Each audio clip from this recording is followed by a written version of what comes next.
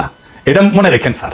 বিএনপির চাপ, ওয়াকারের চাপ, দ্রুত নির্বাচনের চাপ, এই সব কিছুর সামনে বুক চিতায় দাঁড়াইছি, উদয় না। হ্যাঁ, এই জন্য দাঁড়াই নাই যে আপনি জসিমের মতো ইন্ডিয়ান লেসপেন্সারদের পুরস্কৃত করবেন। জনগণ বোকা না স্যার, আর সব বুঝে। আর একটা এপিসোড করেছিলাম, এখনো রিলিজ করিনি, সারমু এই পররাষ্ট্র মন্ত্রণালয় নিয়ে। আমি কইছি না সপ্তাহে সপ্তাহে একটা করে সারমু, ওটা আসতেছে। আরো কিছু আকাম এক্সপোজ করে দেবো। আমাদের প্রত্যয় একটাই, এদেশের প্রত্যেকটা জাউরা আইডেন্টিফাই করা আর তাদের ইতিহাস, অজ্ঞতা আর ষড়যন্ত্র জনতার সামনে তুলে ধরা।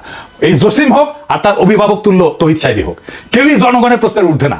ক্ষমার প্রশ্নে পাকিস্তানের ইতিহাস না জেনে যারা নতুন করে ক্ষমা চাও ধরা চালু করে, তারা আসলে এই ইতিহাস বিকৃতির মাধ্যমে ভারতের চক্রান্ত বাস্তবায়ন করতেছে।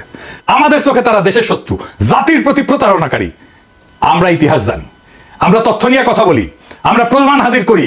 আমার প্রত্যেকটা পর্ব, প্রত্যেকটা শব্দ এই জাতিকে জাগ্রত করার স্লোগান। এই দেশ কারো তালুকের জমিদারি না, এই রাষ্ট্র কারো বাপের সম্পত্তি না। আমরা ঠেকায় পড়ি নাই, ঠেকায় দিতে জানি। আর ইতিহাস বিকৃতিকারীদের ঠেকানো আমার দায়, দায়িত্ব এবং কর্তব্য।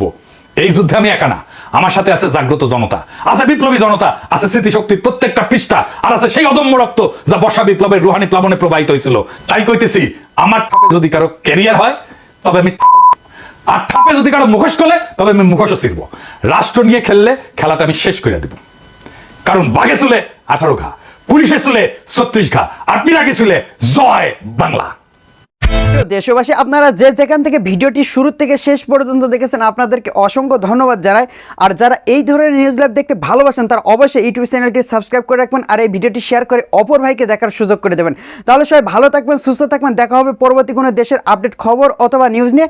আসসালামু আলাইকুম।